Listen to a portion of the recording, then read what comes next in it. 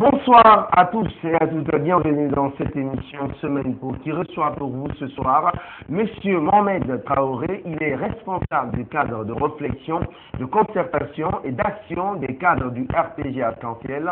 Bonsoir Monsieur Traoré. Bonsoir Monsieur Kamara. Merci d'être avec nous sur ce plateau. Alors première question, la situation sociopolitique en Guinée, elle est plus tendue. Qu'est-ce que le chef de l'État peut faire pour décrisper cette situation? Monsieur Kamara, c'est moi qui vous remercie parce que Évasion, c'est une radio, une télévision de grande surface et j'espère qu'elle va opérer dans ce cadre-là.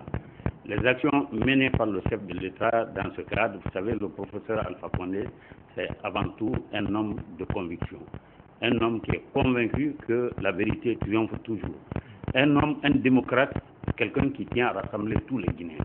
C'est pour ça, face à cette situation politique du pays, il a toujours accepté les dialogues et il a accepté aussi de satisfaire toutes les revendications justifiées pour que le peuple soit tiré de son impatience, à savoir la tenue des élections législatives. Vous dites toutes les revendications. Pourtant, l'opposition a deux revendications qui semblent ne pas être tout à fait satisfaites par le chef de l'État, enfin pour le moment.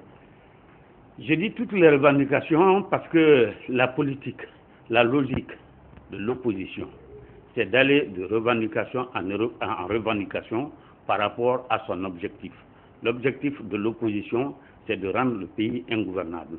Les premières revendications, c'était quoi? C'était d'abord remplacer le président de la CENI, ça a été accepté. C'était de recomposer la CENI, il y a eu une recomposition paritaire entre la mouvance et l'opposition. C'était cette histoire de réduction du pouvoir du président de la CENI, ça a été accordé, et l'accès aux médias publics et privés, ça a été accordé. C'était des revendications au départ qui étaient là, qui ont été vraiment satisfaites par le chef de l'État. Maintenant, quand vous parlez des deux revendications principales, à savoir Weymark et le vote des Guinéens de l'étranger, je vous dis, M. Kamara, c'est aussi simple que ça. Weymark, d'abord, ce n'est pas le professeur qui l'a fait venir, ce n'est pas la mouvance qui l'a fait venir. Weymark est venu au temps de Ben Sekou Sylla, paix à son âme. Les documents à la réception ont été signés par Pathé Dieng, qui est encore membre de la CENI, et je crois que c'est le seul qui peut témoigner aujourd'hui en recevant ces documents, s'il les a reçus sur l'ordre du professeur ou bien sur l'ordre du RPG, qui vient l'attester sur votre podium ici, et le peuple va l'entendre. Mais ce qui est clair, c'est que ce soit les militants de l'opposition, les leaders de l'opposition, ou les militants de la mouvance, tous disposent de ce document et sa clarté est incontestable. Donc voilà la venue de Weymark. À l'époque, quand même, Weymark n'agissait pas en tant qu'opérateur de révision des listes électorales. Excellent. Weymark n'est pas là en tant que gestionnaire de la révision. Weymark est là en tant que fournisseur du matériel. Weymark a fourni le matériel. Et la gestion relève de Savary Technologies. C'est ça, c'est là où on crée la confusion. Weymark n'a fourni que le matériel et les documents officiels que nous avons, c'est dans ce cadre-là. Mais ce problème de Weymark ne se pose plus, étant donné que les militants de l'opposition, les militants de la mouvance, il y a un engouement autour des cadres pour la révision. Et aujourd'hui, tous les militants, qui soient de l'opposition ou de la mouvance, sont convaincus de la haute fiabilité de ce matériel de Weymark. C'est pour ça qu'ils se ressentent et ils sont convaincus que cette révision aussi était indispensable. Donc, puisque l'opposition n'a fourni aucune preuve d'infiabilité du matériel et il y a une satisfaction de tous les militants, de tous les citoyens guinéens, alors je pense que ce problème ne se pose plus. La révision continue et je remercie aussi bien les militants de l'opposition que les militants de la mouvance présidentielle. Alors, une question, vous dites que le matériel fourni par Weymark est fiable. Qu'en est-il de Savary Technologies, que l'opposition accuse de rouler pour le pouvoir ou de n'avoir pas une expertise internationale en la matière? Quand l'opposition parle comme ça, je les comprends. Vous savez, au départ d'abord, ce n'était même pas un problème de Waymark ou de Sabari Technologies.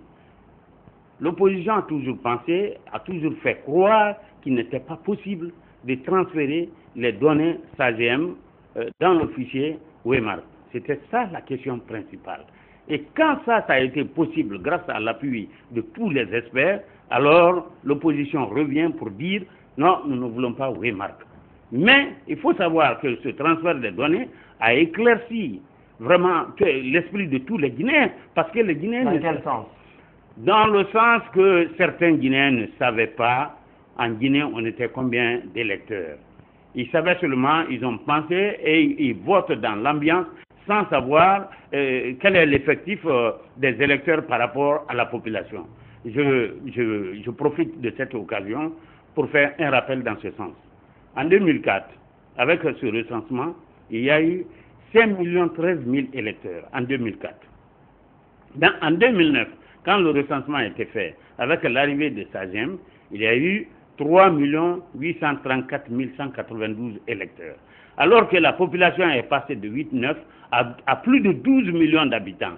Or, si vous prenez les statistiques des Nations Unies, les normes des Nations Unies, à savoir que le nombre minimal d'électeurs par rapport à la population est de 51 à 53%, vous ne pouvez pas comprendre que nous soyons 12 millions et qu'on dise aujourd'hui le nombre d'électeurs c'est 3 800 000, alors que ça devrait être plus de 6 millions. Alors, il y a... Avec ce chiffre, on est allé aux élections présidentielles.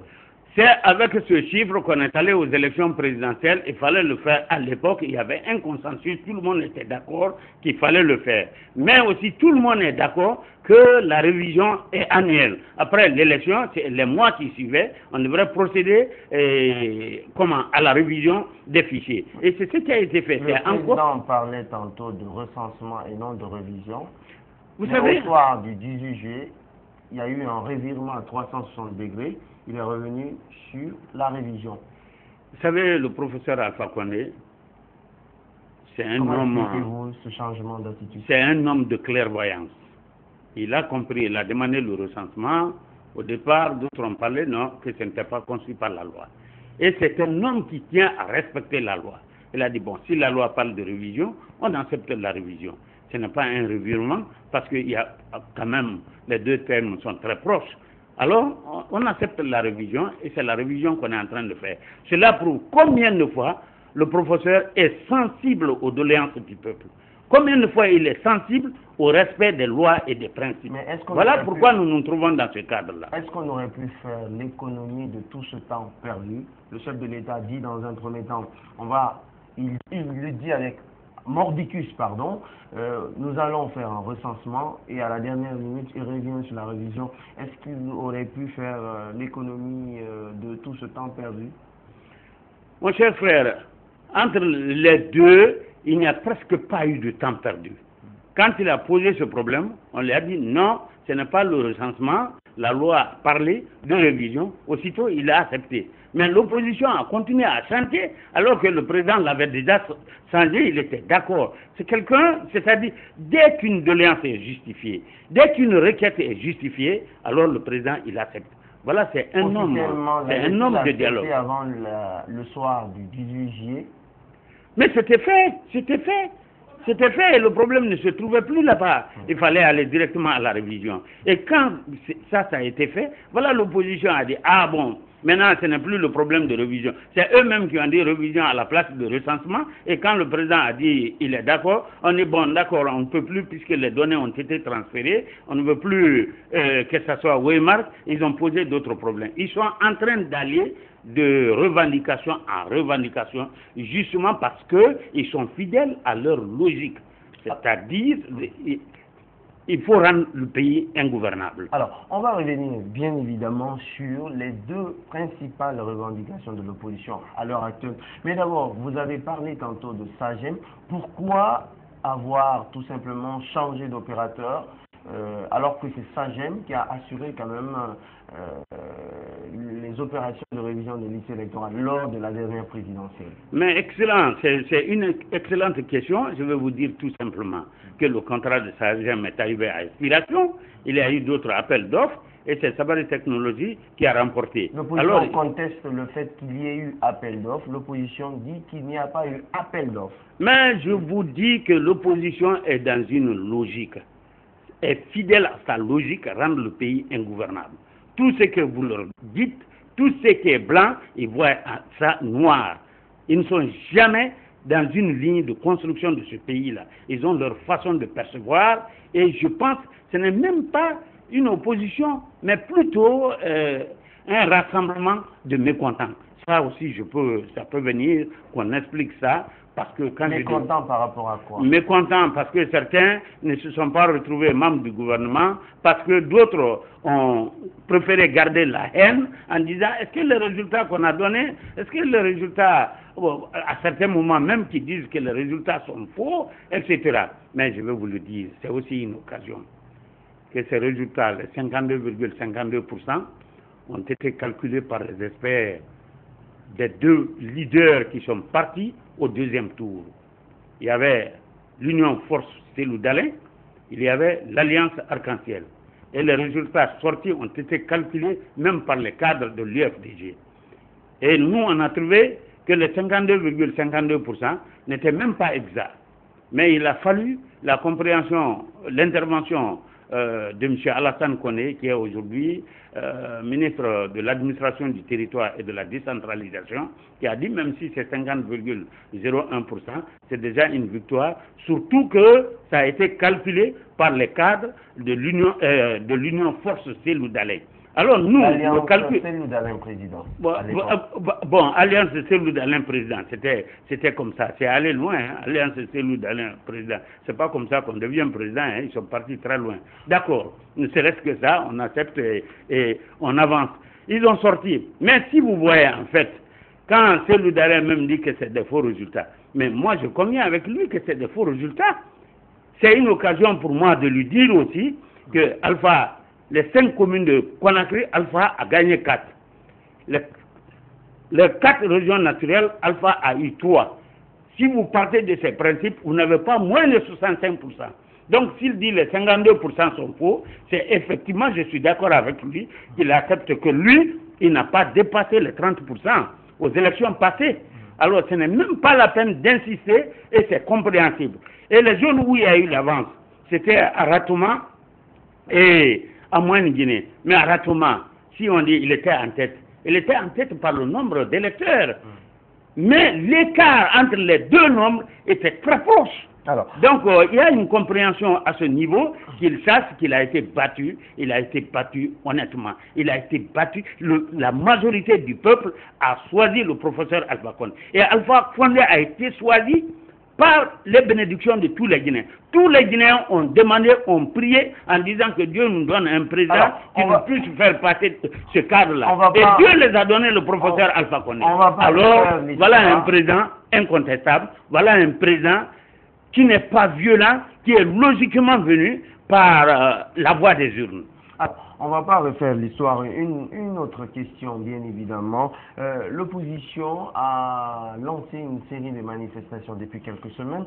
Le pays connaît bien évidemment une certaine paralysie. En tout cas, les remous sociaux sont devenus de plus en plus fréquents dans le pays et ces remous font suite, bien évidemment, au décret présidentiel appelant le corps électoral aux élections législatives. Est-ce que c'était la bonne décision à prendre et au bon moment, M. Traoré, par le chef de l'État? D'abord, si vous parlez comme ça, je vais vous dire, prendre un décret. Le décret relève des seules prérogatives du président de la République. Et je vais vous dire clairement, le président de la République, c'est lui qui a été élu par le peuple de Guinée. C'est lui seul qui a un mandat aujourd'hui et c'est lui seul qui doit présenter un bilan au terme de ce mandat-là. C'est lui seul. Et il est de sa responsabilité de prendre le décret. Mais ce que les gens sont en train de croire, ou ce que l'opposition veut faire croire à la communauté guinéenne, que ce décret a mis fin au dialogue. Non, mais le dialogue a un caractère permanent, il continue, le débat continue. Le chef de l'opposition a dit qu'avec ce décret, le dialogue est sans objet. Qu'en dites-vous? Oui, Le chef de l'opposition, qui est le chef de l'opposition? En tout cas, celui qui est présenté comme chef de l'opposition, Cellou Dalein Diallo, a dit que dès lors que ce décret a été publié, eh bien, le dialogue devient sans objet. Bon, M. Kamara, je m'excuse beaucoup. Vous savez, quand vous parlez de Cellou Dalein, je suis en train de penser à des choses. C'est quelqu'un, d'abord, quand il a dit faux résultat, ça veut dire qu'il est rempli de haine. Et vous savez, la haine, ce que ça fait? La haine détruit le corps. La haine détruit l'esprit. Donc, je ne vois pas Cellou qui soit responsable de sa personne et de son esprit pour tenir des déclarations comme ça. Et je profite aussi pour le dire, ce pays-là, il n'a pas de président. Il y a un seul président, le professeur Alpha Condé. Alors, revenons sur ce propos. Quand il dit que le dialogue devient sans objet dès lors que le chef de l'État a publié un décret présidentiel appelant le corps électoral aux élections législatives du 30 juin prochain. Mais c'est une déclaration inutile parce que cette déclaration, il l'avait concrétisée au départ. Comment il l'a concrétisée? Ils disent, bon d'accord, ils ont demandé le dialogue. Le dialogue devait porter sur des points tels que Weimar, tels que le vote des Guinéens de l'étranger. Mais ils disent en même temps, les deux points ne sont pas négociables. Vous demandez le dialogue, vous dites les deux points ne sont pas négociables. Ça veut dire quoi? Vous avez demandé le dialogue et son contraire. Demandé une chose et son contraire. Ça veut dire qu'ils ne sont pas pour le dialogue. Cela n'a rien à voir avec le décret. Alors, quand cet accord a été donné, le 4 mars, on a dit dialogue, on reprend le dialogue. Mais le 4 mars, mais les leaders, les teneurs de l'opposition, ils ne sont pas venus autour de la table. Ni Cellou Dalein que tu parles là, ni Sidia, ni Lansana Kouyaté, aucun d'eux n'est venu autour de la table. C'est Silla qui est venu, Boubacar Silla, et il est venu simplement les représenter, transmettre des messages et retourner. Il n'avait pas été mandaté de réfléchir sur les questions, de prendre des décisions, de donner des réponses, et ne faisait que des va-et-vient, et cela durant une semaine, malgré que c'est sous l'appel du président de la République. Il faut savoir que le président de la République, il est président de tous les Guinéens, que ce soit les militants de la mouvance, que ce soit les militants de l'opposition. Je veux dire, le professeur Alpha Condé est président de la République, il est président de ma personne qui est devant vous, il est le président de la République devant Cellou Dalein. Il faut que ça soit compris.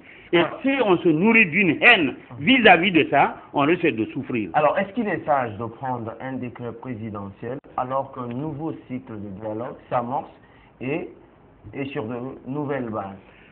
Mais je viens de vous dire, le dialogue a un caractère permanent. Parce que l'opposition semble avoir été prise de court par ce décret présidentiel. Mais justement, c'est ça qu'ils pensent. Ils n'ont pas été pris de court. Quand on a dit dialogue, ils ne sont pas venus. Pendant 5 semaines, ils ne se sont jamais présentés à la table de négociation.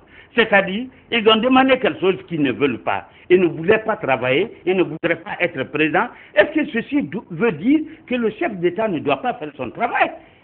Non. Il faut que le président de la République qui a un mandat, il faut qu'il fasse son travail. Il a pris le décret et ce décret était impatiemment attendu par le peuple de Guinée. Il a été approuvé. Ce n'est pas quelques leaders d'opposition ou quelques militants extrémistes qui vont me dire tout à fait le contraire. Ça a été approuvé. Et aujourd'hui, vous avez parlé de marches de manifestation. Vous savez que ces marches-là, c'est seulement dans une petite partie de Conakry. Ce n'est même pas à l'intérieur du pays. Je vais vous dire la marche passée. Si je prends par exemple l'Abbé, ou je prends même le village supposé natal de Cellou Dalein, ils ont dit, on a écouté, on a envoyé des gens, on a suivi. Ils ont dit, mais on redit, c'est-à-dire en Poula, nous sommes fatigués. Et aujourd'hui, c'est le refrain de tous les citoyens de ce pays-là. Tout le monde en a marre. Si on veut discuter, ce n'est pas dans la rue. Il y a l'hémicycle, il y a la CENI. La CENI, il y a une représentation paritaire. Il y a les représentants de l'opposition qui sont au nombre de 10. Il y a les représentants de la mouvance. Alors ils peuvent se rencontrer pour discuter. Mais ce n'est pas la rue. La rue, ce n'est pas la place de dialogue. Le dialogue, vraiment, c'est à l'hémicycle. Vous voulez dire que le pouvoir fait fi de ces manifestations qui sont devenues quasi permanentes, M. Traoré? Mais, c'est-à-dire la permanence des manifestations, ça ne surprend personne. Je viens de te dire que depuis le départ, cette opposition a déclaré. Vous nous avez, grâce à vous, nous avons échoué. et nous ferons en sorte que le pays deviendra ingouvernable. C'est une logique depuis le départ. Cellou Dalein l'a dit, et son adjoint, je ne sais pas, c'est Baouri qui l'a dit, qui l'a exprimé clairement, ils sont tous restés dans cette logique. Or, le professeur Alpha, il n'a pas fait de parti pris, il a fait appel à tout le monde, il n'a pas un esprit de vengeance. Il aime tous les Guinéens. Je vais vous dire pourquoi il n'a pas un esprit de vengeance. Même les gens qui l'insultaient avant, même les gens qui ne voudraient pas le voir, qui voudraient même l'assassiner, il a accepté tous ces gens. Vous savez, quand on a parlé du premier régime, on a dit Alpha a été condamné. Mais quand il a eu le pouvoir, avant même de l'avoir, il est parti prier sur le corps du président de la première république. Et vous savez, il a été emprisonné au temps de Lansana Conté. Mais il a été prié sur le corps de Lansana Conté. Or, les gens qui ont... Il est président de la deuxième république. Or, les gens qui ont eu à sucer Lansana Conté, qui l'ont sucé, ceux-ci ne l'ont pas fait, qui ont eu tous les avantages. Je vais te dire, par exemple, Cellou Dalein. Il a été ministre plus de 10 ans. Il était considéré comme un fils spirituel de Lansana Conté. Mais ce n'est pas comme ça. Ce n'est pas dans ce sens qu'il est parti. Alpha a été le premier à faire ses prières sur la tombe de Lansana Conté avant que Dalein ne vienne. Au contraire, Alpha ne cesse de donner des leçons aux Guinéens. À tous les Guinéens, que ce soit aux militants de la mouvance, que ce soit les militants de l'opposition, que ce soit même les leaders. Pourquoi? Parce que les leaders, par leur comportement, ils sont en train de nous montrer qu'ils sont en train d'apprendre leur première leçon de démocratie. Or, Alpha, il les enseigne. Alors, une question encore. Ces manifestations qui entraînent bien évidemment des soubresauts socio-politiques, est-ce que justement ces soubresauts socio-politiques ne risquent pas d'affecter ou d'influer négativement sur le développement du pays? Ça peut avoir des conséquences, mais des conséquences marginales maintenant. Nous avons quitté ce cadre-là. Des conséquences marginales avec des morts? Voilà. Avec la paralysie de certains secteurs. Voilà. Quand vous parlez vous pensez que c'est marginal, tout ça, des morts? La paralysie dont vous parlez, c'est du côté de l'opposition. L'administration fonctionne, les marchés fonctionnent. Il y a eu un moment, l'arrêt... Les gens sont gagnés par la psychose des manifestations. Les gens sont gagnés par la psychose. Pourquoi? Parce qu'il y a une extrême manipulation des enfants, il y a une extrême instrumentalisation de la jeunesse par cette opposition radicale. C'est ça, ce n'est pas une opposition constructive, mais une opposition de destruction, je vais vous le dire, qu'ils comprennent ça, et je voudrais qu'ils changent de style, qu'ils deviennent une opposition constructive. Ensemble, nous sommes les fils de ce pays, nous devons nous donner la main pour pouvoir le construire. Il est nécessaire à le faire, mais ça se conforme à leur habitude. Parce qu'ils ont été les dirigeants de ce pays, ils ont été membres de différents gouvernements, et la Troisième République est issue de la malgouvernance. Quand le professeur a dit, mais j'ai trouvé un pays, je n'ai pas trouvé un État, ça veut dire qu'il y avait rien, et qui était responsable, c'était eux. Sans même se soucier de l'intérêt de la nation, chacun ne voyait que son intérêt. Et vous savez, quand vous parlez de Cellou Dalein, je vais vous dire la vérité. C'est quelqu'un qui a été ministre durant des années. Mais pourquoi vous acharnez à parler de Cellou Dalein Diallo? Oui, parce que vous m'avez dit c'est lui le chef de l'opposition, et par ses déclarations aussi, parce que la marche passée, il a dit aux enfants et aux jeunes, je vous remercie de votre combativité. Il a dit ça. Après, il a dit, le combat continue. La victoire est au bout. Ça veut dire qu'il est là pour la guerre, il est là pour l'insurrection, et c'est dans ce sens qu'il agit. Mais je viens de te dire que c'est un homme qui n'a pas pu supporter sa défaite. Si lui, il était Alpha en 1993, il serait mort. Parce que le peuple avait élu Alpha et il a été triché, tous les Guinéens savent aujourd'hui. Ça, c'est incontestable. Si c'était lui qui a été légalement battu, aux yeux de tout le monde, aux yeux de ses experts à la CENI, qui contestent aujourd'hui les résultats, ça veut dire qu'il a perdu son esprit. Je m'excuse beaucoup. Et je veux vous dire, les gens sont en train de confondre des choses parce qu'ils parlent de communautarisme. Toutes les expressions de Dalein vont dans quel sens? Il est en train de confondre l'expression de la liberté à l'expression de la haine. Il est en train de confondre le communautarisme à l'unité nationale. Il est en train de confondre le développement à la destruction. Alors, je ne voudrais pas que ça soit comme ça. Je voudrais qu'il y ait cette compréhension. Et quand je parle de communautarisme, je veux bien qu'ils comprennent. Alors, je veux bien dire que je m'appelle Mohamed Traoré, c'est vrai, mais la moitié de ma famille est Peul, et quand quelqu'un se met devant, je sais combien de fois le Peul dans sa culture, combien de fois il est honnête. Mais quand je vois un monsieur qui est en train de se conduire, tout ce qui est en train de se manifester aujourd'hui, je vais vous dire qu'ils n'ont pas reçu l'éducation Peul. Le Peul ne le fera pas. C'est des voyous qui ont été ramassés, qu'on est en train de manipuler, qu'on est en train de payer pour qu'est-ce que le l'État peut faire en tant que père de la nation pour éviter la répétition des manifestations politiques? Parce que c'est après tout lui, le père de la nation. Qu'est-ce qu'il peut faire? Est-ce qu'il doit se mettre dans une logique d'opposition frontale ou est-ce qu'il doit jouer à l'apaisement en tenant un discours conciliant? M. Kamara, je vous remercie. Vous savez, la première philosophie du chef de l'État, c'est l'ancrage de la démocratie. Il est en train d'apprendre ça aux Guinéens, surtout aux leaders de l'opposition. L'ancrage de la démocratie. Il faut être compréhensible. Si la Constitution, l'article 10 dit, il y a la liberté d'exercice des droits, ça c'est l'article 10 de la Constitution.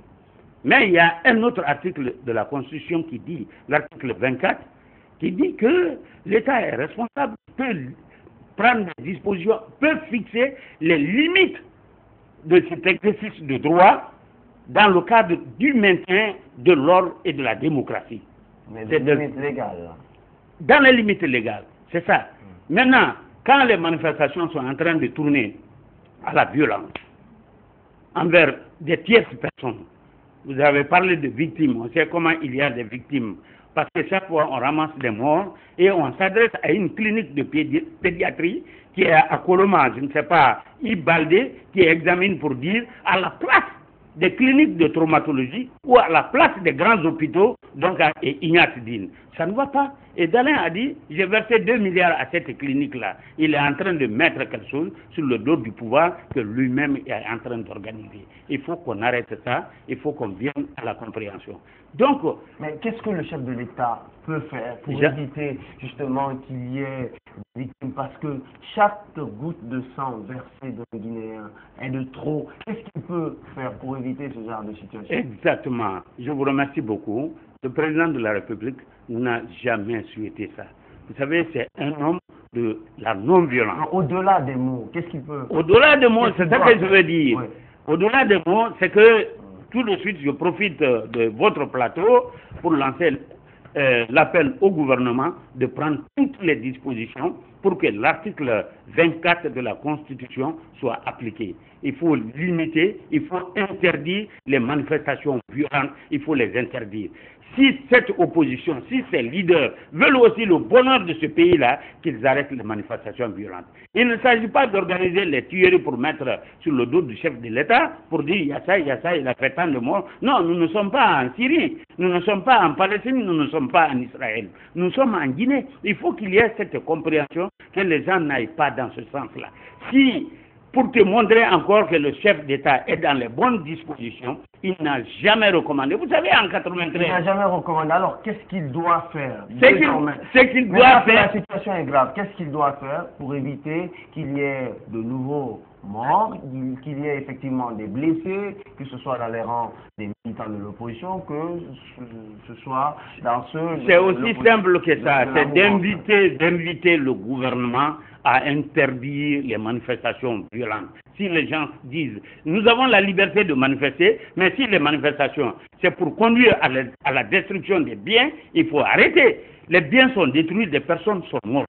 Quand on arrache les revêtements sur les routes, 1 kilomètre de route revêtue, c'est environ 500 000 €. Quand on détruit ça, ça ne va pas. Et on a fait venir les cars pour faciliter la mobilité des citoyens dans cette capitale. D'autres trouvent moyen pour s'attaquer à ces cars publics. Ces cars-là ne sont pas utilisés ni par les membres du gouvernement, ni par le président de la République. C'est une démonstration que cette opposition est en train d'aller à l'encontre des intérêts du peuple. Il faut leur dire clairement. Alors, et je serais heureux que ça ne soit pas des représentants. Je souhaite que Cellou Dalein accepte de venir à ce plateau pour qu'on essaie de changer nos points de vue et il va avoir la compréhension, le peuple comprendra qui est qui. Alors, c'est ça. Une question. Vous avez parlé tantôt du bilan du chef de l'État.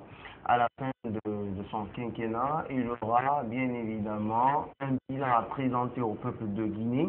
Est-ce qu'avec la fréquence de ces manifestations, ponctuées par des morts, mais aussi des blessés dans les différents camps, est-ce que cela ne risque pas d'affecter ou d'entacher le bilan du chef de l'État à la fin du quinquennat?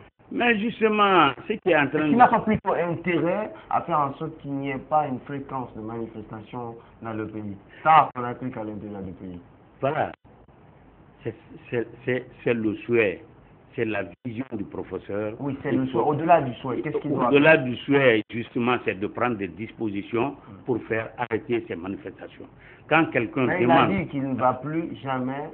Il l'a dit parce que c'est concédé par la loi. Mais qu'est-ce qu'on peut faire en pareille circonstance? C'est que les conséquences qui sont liées à ces marches-là, il faut les faire supporter par ceux qui appellent à marcher. Parce que c'est eux qui veulent casser. En quoi faisant, justement, on est en train de voir les forces de l'ordre qui sont devenues aujourd'hui des véritables forces républicaines, des hommes qui ne sont pas armés, qui sont en train de se battre pour amener la discipline. On sera obligé un jour de les libérer pour qu'ils mettent en application, pour que l'autorité soit respectée. Quand vous dites libérer, qu'est-ce que vous voulez dire?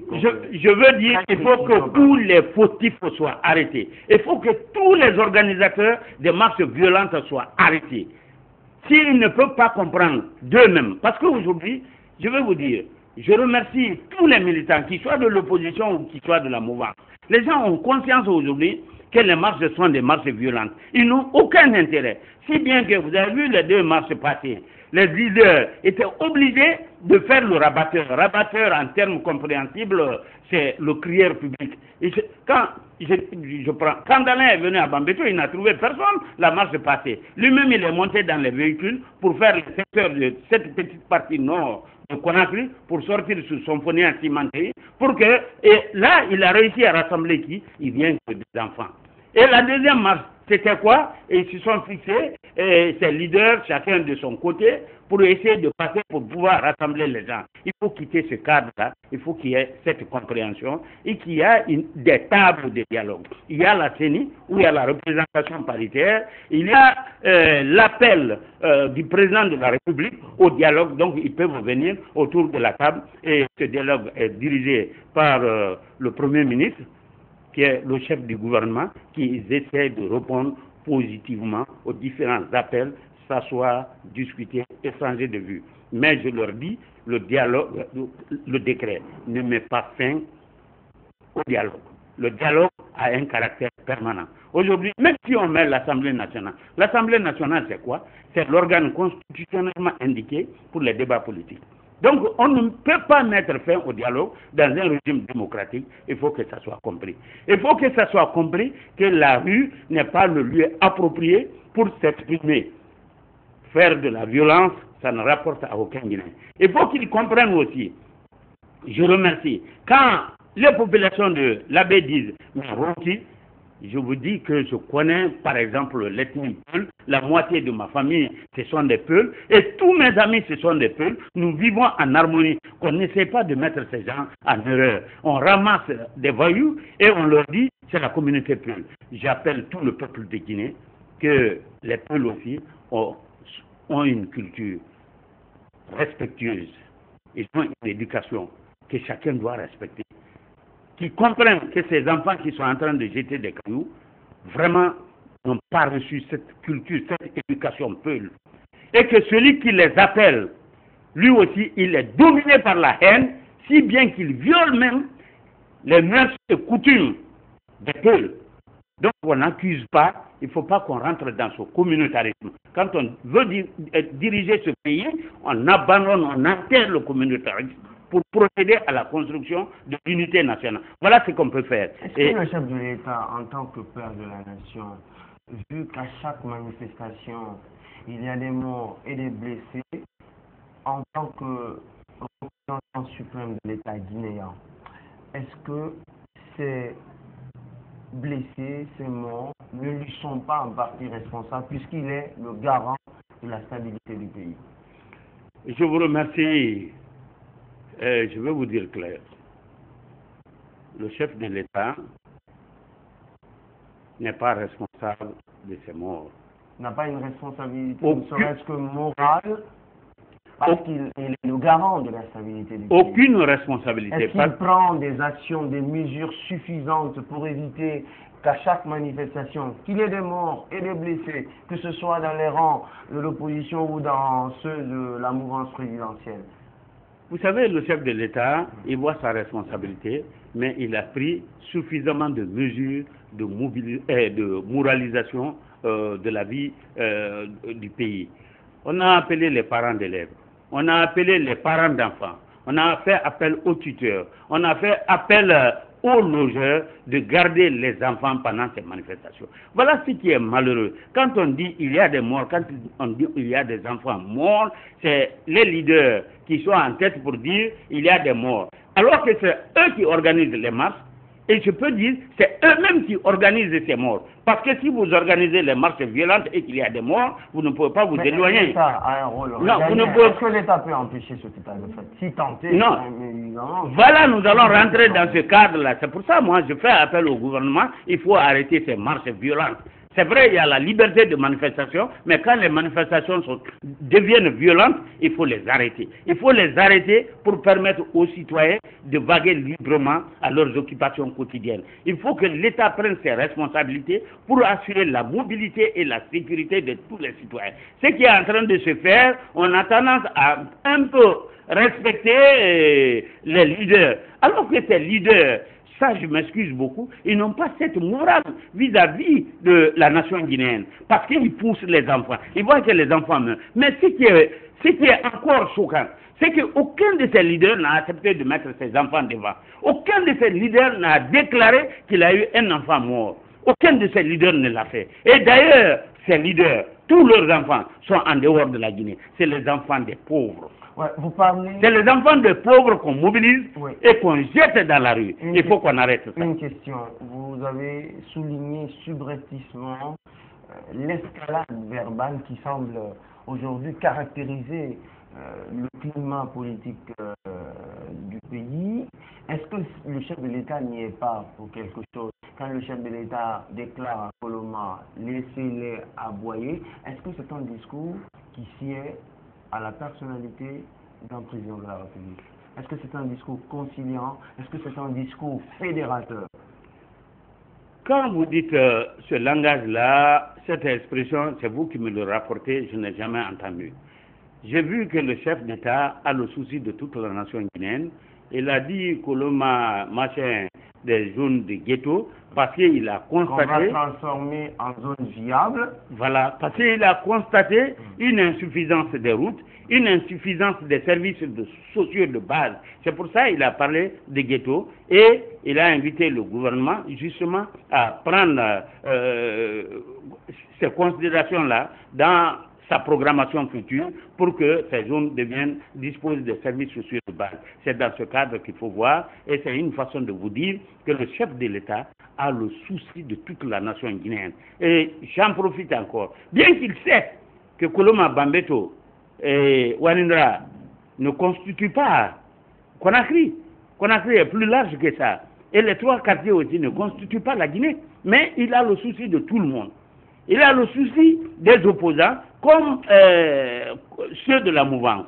Et il tient compte de ça pour faire son programme. Il a fait un programme de développement équilibré pour la nation. Et vous savez, ça coûte cher. On a besoin des apports. C'est pour ça qu'on parle de l'Assemblée. L'Assemblée est là pour l'approbation des accords. Et aujourd'hui, l'opposition ne veut pas voir. Ce qui se passe aujourd'hui, vous savez, les manifestations, ce n'est pas les revendications que vous voyez. Ce n'est pas Weimar, ce n'est pas le vote des Guinéens de l'étranger. Les revendications sont issues de la haine venue des élections présidentielles, parce que Dalin a été battu, c'est les réalisations du président de la République que eux ils n'ont pas pu faire à leur temps. C'est aussi leur incompréhension sur des sujets très importants, tels que la désignation des commissaires à la CENI, ça fait une division au niveau de l'opposition, tel que le choix des représentants pour la députation, ils n'arrivent pas à s'accorder. Et puisqu'ils n'arrivent pas à s'accorder, ils préfèrent que ce soit des manifestations. Donc fondamentalement, on présente les deux revendications comme elles sont les principales, alors que nous ne sommes pas dans ce cadre-là. Parce que Weymark est éliminé, il y a un engouement pour la révision, parce que le vote des Guinéens de l'étranger, et Dalin, je le remercie d'ailleurs, il a reconnu que par le passé, jamais les Guinéens de l'étranger n'ont participé aux élections législatives. Oui. Ça veut dire que la question ne doit pas se poser maintenant. Il faut attendre la future Assemblée nationale pour poser de telles questions et les amendements sont faits. Alors, une question. Est-ce que quand vous faites appel, quand le chef de l'État tend la perche à l'opposition, tend la main à l'opposition, en même temps que dans certains de ses discours, il se livre à une certaine stigmatisation, c'est en tout cas ce que pensent certains observateurs, est-ce que c'est la meilleure façon de tendre la main à l'opposition? C'est eux qui le disent. Vous savez, le professeur Alpha Condé, je te le dis et je le répète, c'est un homme pacifique, c'est un homme patient, c'est un homme qui n'a pas de haine, c'est un homme qui ne cherche pas à se venger. C'est un homme qui tient à rassembler tous les Guinéens, qui tient à construire ce pays. Que l'opposition le qualifie de n'importe qui, d'accord, ça relève d'eux, mais c'est aussi l'occasion que je leur dise aujourd'hui que le chef de l'État est protégé par la Constitution. On ne peut pas le traiter n'importe comment.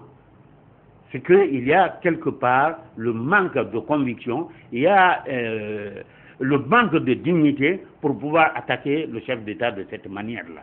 Il faut que les gens comprennent que le chef de l'État est protégé.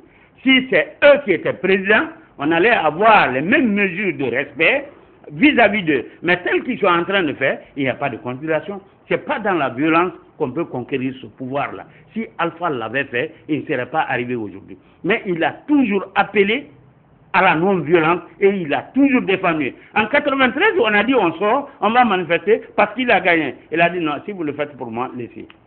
Et quand il a organisé les marches ici, c'était du port au Palais des Nations. C'était quoi? C'était avec un bic, des papiers à l'air. Il n'y a jamais eu de cailloux. Jamais de cailloux. Et depuis qu'il est venu, à partir de la première campagne des élections présidentielles en 2010, c'est ce qu'il a demandé. Si vous jetez un caillou sur un site d'une opposition, vous serez radié et vous serez jugé. Donc je remercie tous les militants du RPG et aujourd'hui tous les militants du RPG Arc-en-Ciel de leur calme, de leur sérénité vis-à-vis de ce respect des tiers et de leurs biens, vis-à-vis des infrastructures publiques et privées. Vous le savez, les revêtements qui brûlent, ce ne sont pas les militants du RPG. Non, ça n'a jamais été. Les cars qu'on a cassés, vous n'allez pas me dire, ce ne sont pas les militants de la mouvance. Qu'on arrête ces casses-là, qu'on accepte de s'asseoir. On a demandé. Il y a un président qui a été élu. Et ce président a été élu sur les prières de tous les Guinéens que Dieu nous donne un président. Dieu nous donne un président, certains trouvent que lui ne mérite pas sa place. Qui ils sont? Il faut qu'ils arrêtent. Alors, une question, une autre manifestation, la énième, s'annonce pour ce jeudi. Le gouverneur l'a autorisé, mais demande, contrairement à ce que veulent faire les leaders de l'ADP, du collectif du CDR et du FDP, le gouverneur leur a demandé tout simplement de marcher sur l'axe Amdalaï, stade du 28 septembre, ce que n'entendent pas faire apparemment les leaders de l'opposition républicaine. Est-ce qu'on ne s'achemine pas vers de nouveaux problèmes? Je vais vous dire, la liberté d'exercice, la liberté d'exercice des droits est consacrée à tous les citoyens. Il y a la responsabilité de l'État. C'est quoi? C'est la mobilité et la sécurité de tous les militants, de tous les Guinéens sur l'ensemble du territoire. Donc l'État a raison de définir l'itinéraire. L'itinéraire, ça peut être de Amdalaï au stade, mais ça peut être aussi de la cimenterie à Kabylie. Ça, c'est dans le cadre, tout ce qui peut rentrer dans le cadre de la sécurité des citoyens et de leurs biens relève de la responsabilité de l'État. Si l'opposition dit qu'il veut marcher sur l'autoroute, l'autoroute c'est quoi? Il y a l'aéroport qui est au bout, qui est une zone à protéger. Il y a le marché de Madina, c'est le plus grand marché de la Guinée qui est à protéger. Mais au bout, il y a le siège de l'Union européenne qui est à protéger. Mais au-delà de ça, l'autoroute, c'est la voie principale où tous les citadins, où tous ceux qui sont dans la capitale circulent.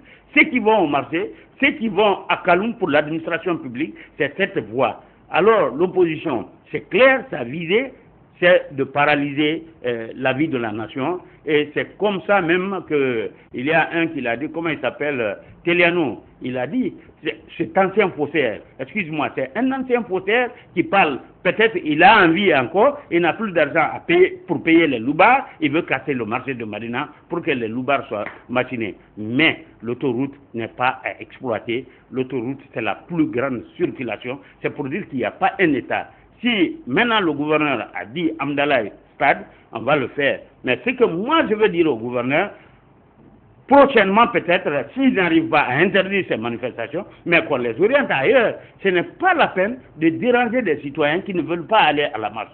Or, aujourd'hui, la majorité ne veut pas aller. Même les commerçants de Madina ont exprimé leur ras-le-bol face à ces marches-là, parce que c'est eux qui perdent. Ouais. Une question, au lendemain des manifestations, les gens restent souvent terrés chez eux par peur d'être attaqués.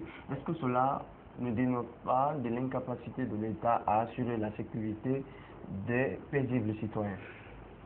Ça, si vous le dites, je le comprends, mais je veux vous dire que c'est dans un petit secteur de Conakry.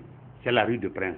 Un petit secteur où vous avez Bambeto, vous avez Koza, vous avez Wanindra. Pourquoi l'État n'arrive-t-il pas à assurer la sécurité des citoyens au niveau de ces endroits? Voilà, mais l'État est en train de prendre est en train de prendre toutes les responsabilités. Je vous ai dit, en matière de construction, il faut construire les services sociaux de base. L'État, le chef de l'État a dit, et le gouvernement cherchera à le mettre en application. Il faut mettre les rues et on va le faire aussi. L'État trouvera les moyens pour le faire. Mais ce que je peux dire à ces occupants de ces zones-là, qu'ils comprennent que le professeur est là justement pour viabiliser leur secteur. Il n'est pas là pour construire. Ceux qui ont détruit Koloma, vous savez pourquoi ça a beaucoup fait mal? Quand on a détruit Koloma, on n'a pas recasé les habitants de Koloma. On ne les a pas dédommagés. C'est révoltant ça. Mais le professeur, il n'a pas dit. Quand il a dit qu'il faut viabiliser les secteurs là, il a invité le gouvernement à prendre toutes les dispositions pour dédommager les gens. Nous ne sommes pas encore, le programme n'est pas encore en place, mais déjà l'engagement est là, les instructions du chef de l'État sont là et ces instructions seront respectées. Alors maintenant, c'est une occasion. Alors pourquoi cette volonté de viabilisation de ces endroits intervient-elle maintenant là? Le président de la République, il a fait un programme de société qu'il est en train de respecter. Vous savez, tous les secteurs, vous ne pouvez pas voir, au fur et à mesure que vous avancez, il y a cette compréhension qui vient. Mais vous allez voir la viabilisation de ces secteurs-là, que ça ne se trouve dans aucun programme de société, de l'opposition même. Si maintenant le pouvoir est en train de voir, au fur et à mesure, le pouvoir détecte et s'accorde à faire des réalisations, que ça soit compréhensible, c'est une évolution dans le sens de satisfaire tous les Guinéens. Mais cette occasion doit être saisie par les habitants, par les résidents de cette zone-là, à savoir qu'il faut mettre fin à la violence. Quand j'ai vu Dalin monter dans ces secteurs, faire le crieur public, et c'est lui maintenant qui déclare que les forces de l'ordre viennent renverser les marmites de ces femmes-là. Mais attention, mais les femmes, ces familles laissent les enfants sauter sur les marmites pour venir jeter les cailloux sur la route. Il faut leur dire de ne pas passer dans ces concessions-là pour arrêter. C'est une occasion pour moi d'inviter les parents, les tuteurs et les logeurs de ces enfants de les garder. Il faut qu'ils prennent conscience qu'aucun enfant des leaders n'est encore mort. Pourquoi eux ne peuvent pas garder leurs enfants? Certainement que ces enfants ne sont pas d'ici, ils sont venus d'ailleurs et on les a instrumentalisés. Alors, vous parlez des familles qui seraient, je le mets au conditionnel, attaquées par les forces de l'ordre.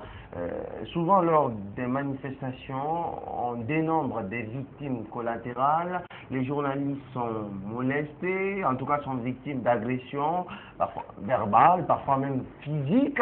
Alors, qu'est-ce qu'il faut pour éviter justement que lors des manifestations, la sécurité de ceux qui ne manifestent pas soit réellement assurée?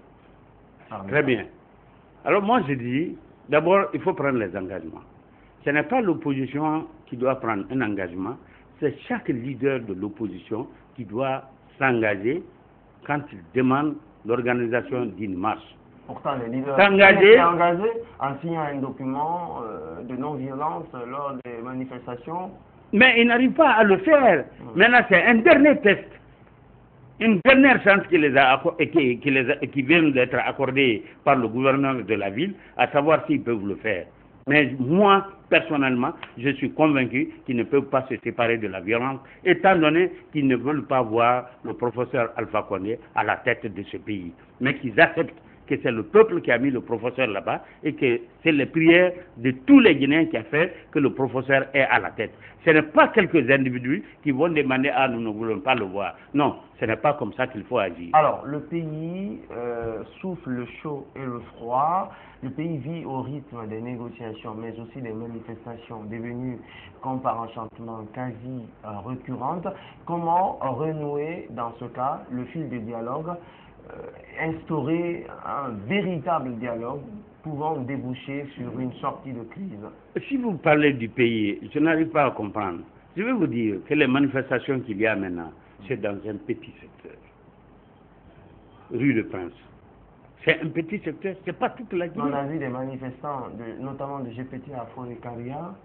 C'est un petit groupe qui a été pris, qui a eu de l'argent, qui a fait cette... C'est un tout petit groupe. Non, cela ne relève pas c'est Forêt-Caria, non, je crois que c'est... Voilà, c'est ça. Et vous les avez vus en rouge, c'est sous la manipulation d'un leader, notamment Kassouri, mais un leader comment? Qui a été là, un ministre de l'économie et des finances tout puissant. Qu'est-ce qu'il a fait pour Forêt-Caria? Qu'est-ce qu'il a fait? Qu'est-ce qu'il a fait comme construction pour Forêt-Caria? Alors qu'il arrive à instrumentaliser un petit groupe pour faire ces manifestations que vous avez vues. Donc je veux vous dire que c'est nulle part sur le territoire national. C'est la rue de Prince où il y a cette manipulation. Et quand vous regardez, les 80-90% encore, c'est des enfants qui ont moins de 18 ans. Alors, dernière question, puisque, me dit-on, le temps qui nous est imparti arrive bientôt à son terme. Une dernière question. Le chef de l'État a limogé récemment le coordinateur général de l'EDG, que certains accusent d'avoir détourné des fonds, en tout cas d'avoir mal utilisé des fonds publics. Le chef de l'État avait promis en 2012, si je ne m'abuse, 16 heures de courant sur 24 pour les populations de Conakry. Aujourd'hui, est-ce que c'est un constat d'échec qui s'impose? Je vous remercie, M. Camara. Rapidement. Je vous remercie que les Guinéens comprennent. Le problème d'électricité, ce n'est pas un problème d'un jour. 50 ans, on a eu ce problème d'électricité, on en souffre. Ceux qui sont passés n'ont rien fait. Ce n'est pas... Quand vous prenez un projet, par exemple, vous prenez le projet de Caleta, c'est pour le réaliser, ce n'est pas moins de 2 ans. Il faut voir. Donc, il y a des grands projets que le professeur a fait démarrer, mais qui ne peuvent pas donner immédiatement des fruits pour que les Guinéens puissent l'utiliser, mais que les gens soient compréhensibles à ça, qu'il y a eu énormément d'efforts. Le temps qu'on a la lumière maintenant sur les 24 heures, mais il y a des années passées où on n'a jamais eu. On pouvait passer 2 semaines entières sans avoir 1 heure d'électricité. Que l'opposition parle aujourd'hui, il y a ça, c'est mal jugé. Que le peuple comprenne. Ce qui est en train de se passer à Tombo, à Caleta, dans les villes de l'intérieur, c'est des immenses efforts du professeur Alpha Condé qu'ils arrivent à reconnaître. Et eux, ils ont été incapables de ça. Au contraire, ils ont essayer d'exploiter les biens de l'État. Même le minimum, ils l'ont exploité. D'accord. Vous voulez que je vous donne un exemple du minimum? Malheureusement, le temps... Mais je veux le donner parce que là où Stalin Rose, c'est une résidence des ministres,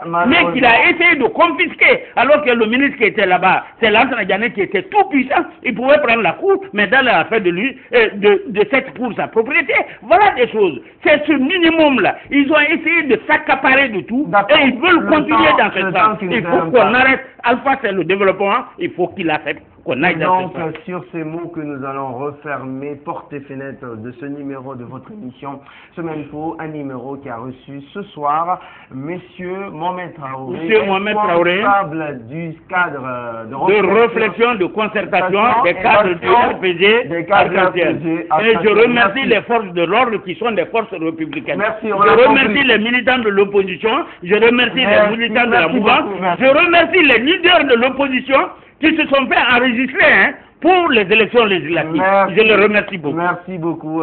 Merci à vous d'avoir suivi cette émission. Une émission que vous pouvez d'ailleurs retrouver sur notre site internet www.groupeevasionguinée.info. Je vous retrouve la semaine prochaine à la même heure et sur la même chaîne. Mais d'ici là, je vous souhaite de passer d'agréables moments en notre compagnie. Bonsoir.